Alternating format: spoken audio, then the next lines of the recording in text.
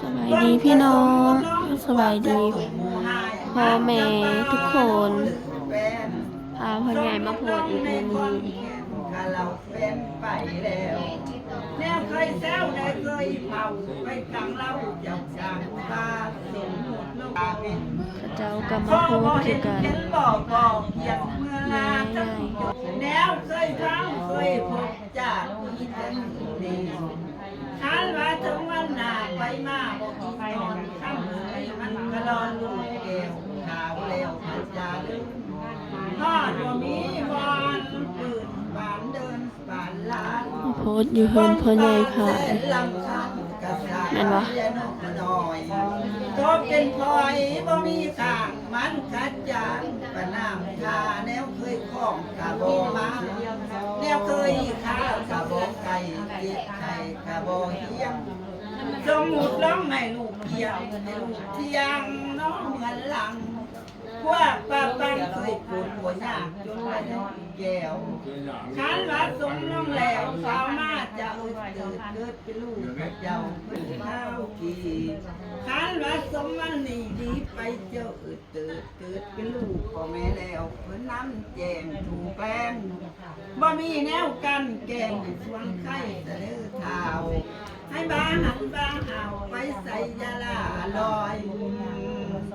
สามพอนี้แล้วลงซอยให้บ้าวิดเจ้าแล้วมุมขันความสมกาบอปองใส่คือทองโอ้ยนาง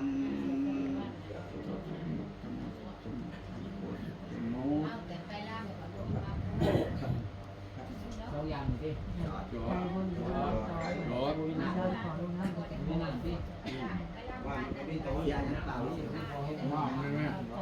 สาธุนะโมตัสสะภะคะวะโตอะระหะโตสัมมาสัมพุทธัสสะนะโมตัสสะภะคะวะโตอะระหะโตสัมมาสัมพุทธัสสะนะโมตัสสะภะคะวะโตอะระหะโต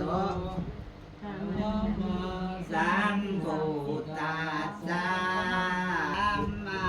สัมพุทธัสสะสาธุพุทโธสัตติเมตตาสานาสิทธินอม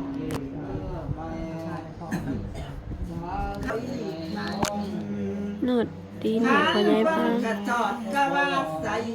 คนสมมุติกะว่าเตียงใสกูว่าแต่ลูกพาดว่ามีแนวสิบปุ่นอยู่ในกายโยขันว่าของฟ้าลูกกันอยากมีกันหนีเกียงให้บาใสคือแก้วเอวละน้อยอยากตื่นการแนวละโนกะดานกะไก่คางเป็นโบมื้อนี้น้อสามแล้วน้อมื้อนี้สิมาจอดดอกเอาบาจอดศัตรูโลคาบอกวังกายคือข้างกีให้มันดีมันเกี่ยวเพียงมาจะอ่อนหลอดแนวก็กอดเสียอย่างเดียวให้คนจอดลงไปให้ลูกคนอีกบางโอยซาเด้อตาน้ำอันนี้ตกลงไปจอดงามคันนี้ลุวันให้บานวัดหนาโกจำเจ็บโซ่ก็ได้หาจอดลงไปนำลูกหลานเขาสดเติม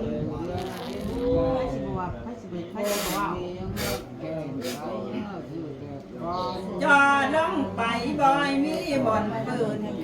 แต่ก่อนข้าวหลังจอดทั้งหลังให้มันงามบ่อยมีสลังข้างจอดลงไปน้ำขางน้ำแขนเจ้าและบ้าจอดให้บ้านั่นเกียงน้ำเสียงกระบอกแทนจอดลงไปมือนี่ติดต่อไปหมดเดือดคำเหลือจอดน้ำหนักคือต ตูหนังคลือสีบ่มีทางบ่มีปองโตมันจองกระบอกรวมจอดบ่ให้มันรวมบ่สวมอยู่ต่างของลาลูกบาทำต้องไปหมดบ้านมันเป็นแม่งบาดดีทั้งงามล้วนให้บ้านวลกว่าเก่าเบามาเจ้าหัวเก่าพ่อแม่จอดแล้วกับเป้าให้เจ้าดีล้วนสิหวันทางขึ้นนั่งคองใส่ห้องเอ้ยน้องน้องทุกสุดยอดทั้งหมดทั้งสุดยอดสุดสนับทั้งสุดสนับสังขุดสุดสนับสนายหายพระเมื่อแล้ว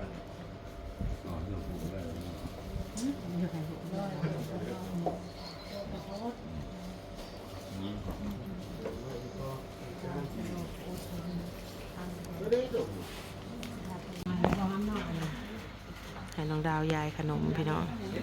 เลิกดื่มให้น้องดาวยายขนมซื้อขนมมาให้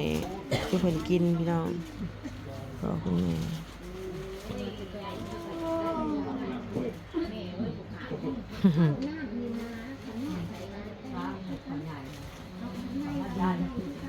แล้วก็มาย่ายนั่งพี่ละย่ายตัวยาวๆนั่นเบิดน่ะล่ะ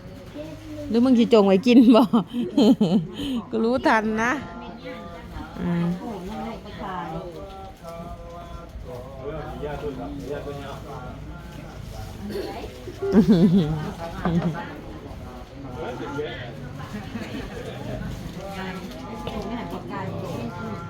เด้พอยังเลือไฟบันไดเลือแต่พอโก้เอาไผ่พอยาโก้อันหนึ่งนั่ง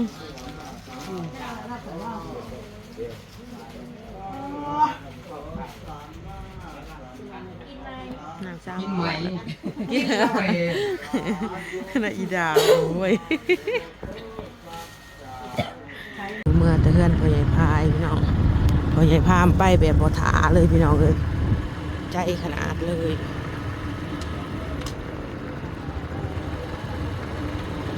ย่างอาลีได้เนาะผู้ใดผู้เนาะ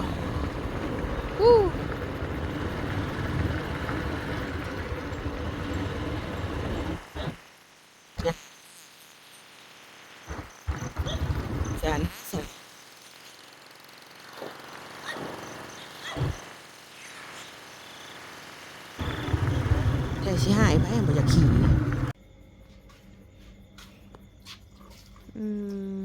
กลับมาเฮือนก็วุ่นวายเพราะอยู่เฮือนเนาะเลิกดื่นเที่ยงคืนยังมาหาอยู่ในเมนซาด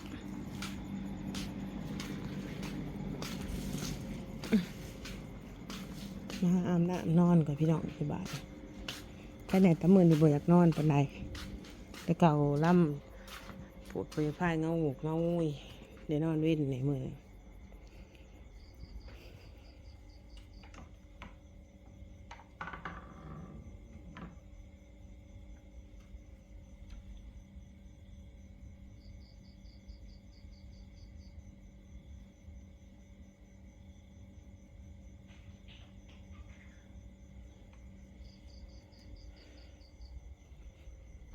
อย่างลงมาจนหอดพี่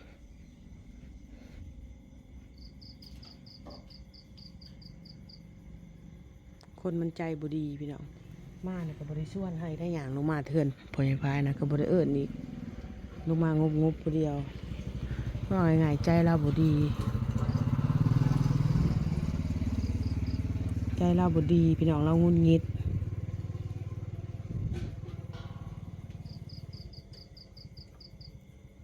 อยากไปกับไปอยากมากับมาลูกคนบ่สบายกันเลยเนาะใจบ่ดีแล้ว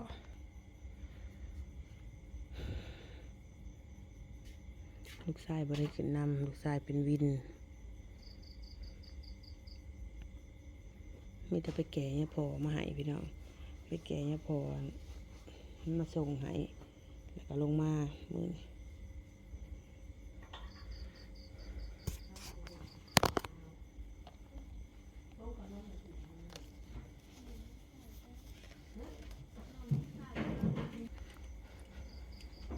อีดาวน่ะนอนนะบอกอีนี่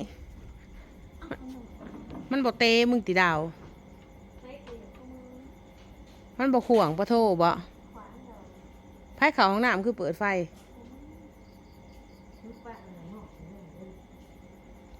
คือว่าเนาะมึงก็นอนสับตายบอกอีเตะกับมือ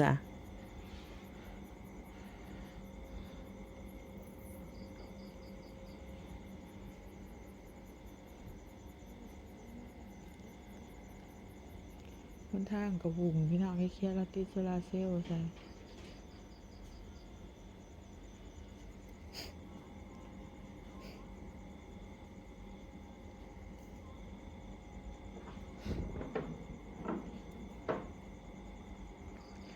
พี่น้องก็จะได้ลาคลิปช่วงนี้เด้อพี่น้องเด้อเลิกกูมือพี่น้อง11 โมงแล้วก็เลิกสบายดีจ้า